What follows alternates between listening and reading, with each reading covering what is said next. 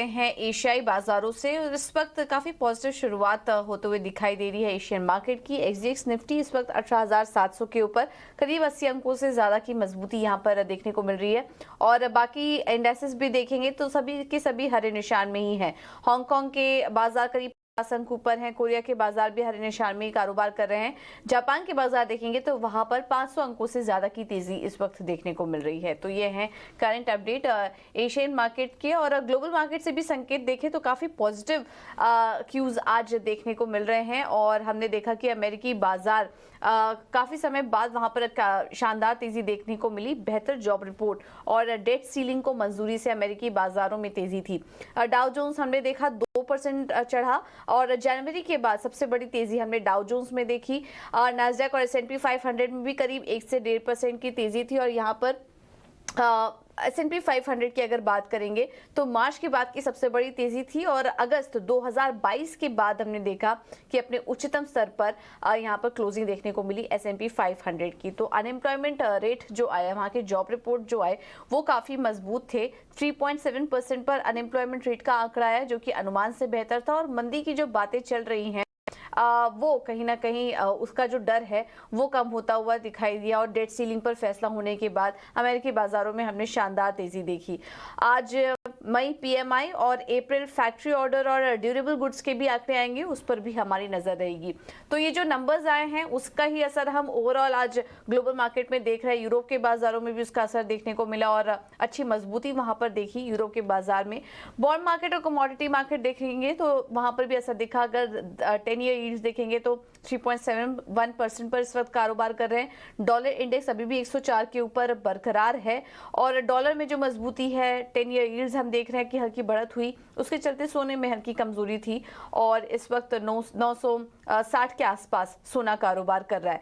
लेकिन कच्चे तेल को लेकर एक डेवलपमेंट हुआ। रविवार को ओपेक प्लस देशों की बैठक हुई जिसमें अन्य ओपेक देशों ने तो उत्पादन में कोई बदलाव नहीं किया, लेकिन सऊदी अरेबिया ने उत्पादन में कटौती करने की घोषणा की है और आउटपुट उनका 10 मिलियन बैरल से घटकर अब 9 मिलियन बैरल हो जाएगा। मई में 10 मिलियन बैरल था तो वहां पर करीब करीब 1 लाख मिलियन बैरल की कमी हुई, जिसके चलते हम देख रहे हैं 1 मिलियन बैरल की कमी हुई, जिसके चलते हमने देखा कि कच्चे तेल में तेजी थी उसके बाद और अब इस वक्त $77 के ऊपर ब्रेंट क्रूड कारोबार कर रहा है। तो ये है इस वक्त के संकेत। कच्चे तेल में हल्की तेजी है, लेकिन ओवरऑल अगर बात करेंगे ग्लोबल बाजारों की तो इस वक्त संकेत पॉजिटिव नजर आ रहे हैं। ग्लोबल क्यूज एफआईज और डीआईएस के अपडेट भी एक बार देख लेते हैं और फिर हम आगे एफएनओ के आंकड़े भी समझेंगे।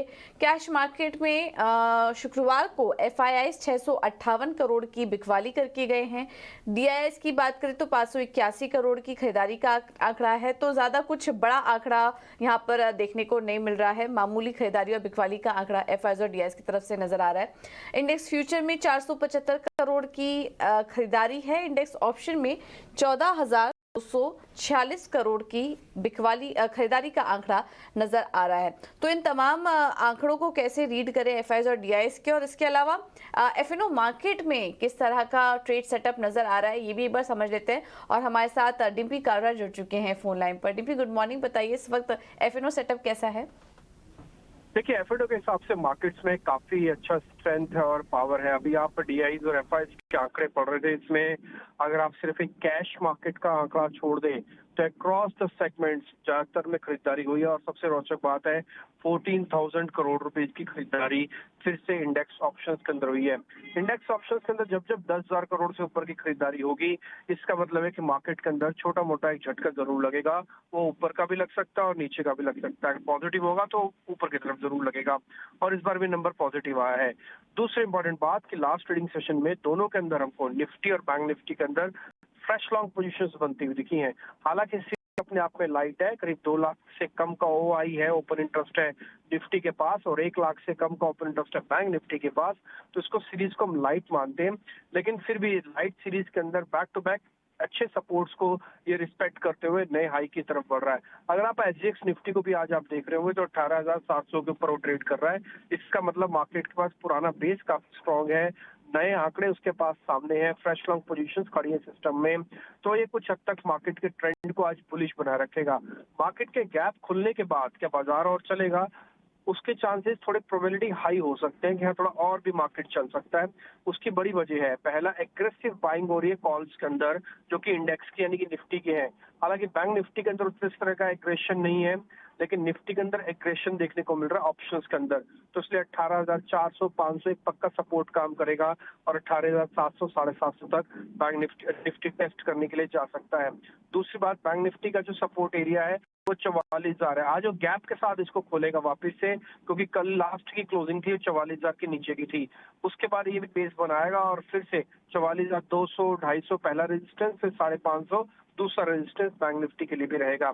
रही बात अगर आप आज इंडेक्स में ट्रेड कर रहे हैं तो शुरुआत में अगर आप कोशिश करें निफ्टी को आज ज्यादा देखें बैंक निफ्टी के बनस्पत, क्योंकि निफ्टी के पास थोड़ी ज्यादा स्ट्रेंथ है और ज्यादा एग्रेशन भी है। और रही बात स्टॉक स्पेसिफिक, अब अर्निंग्स ऑलमोस्ट खत्म हो चुकी हैं, इसलिए जहां जहां भी स्टॉक्स के अंदर ताजा खरीदारी बन रही है, जैसे पावर स्टॉक्स के अंदर काफी अच्छी बाइंग है। थोड़ा बहुत मेटल्स आज पुल बैक वापस से कर सकता है, तो इन दो सेगमेंट्स में भी आज आप थोड़ा ज्यादा फोकस कर सकते हैं।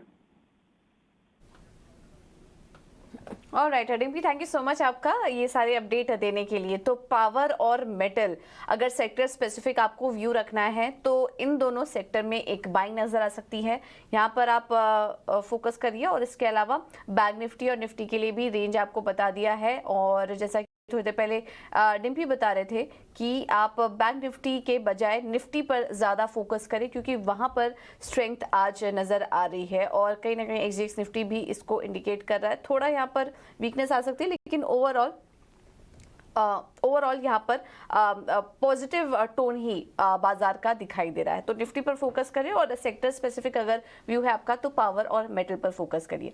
चलिए, ये तो बात हुई बाजार पर, हमने आपको अहम सपोर्ट और रेजिस्टेंस लेवल बताए हैं और स्टॉक स्पेसिफिक आइडियाज भी जान लेते हैं। और हमारे साथ रेलिगेयर ब्रोकिंग से अजीत मिश्रा जुड़ चुके हैं फोन लाइन पर। Ajit, thank you so much समय देने के लिए। क्या करें आज निफ्टी और बैंक निफ्टी में?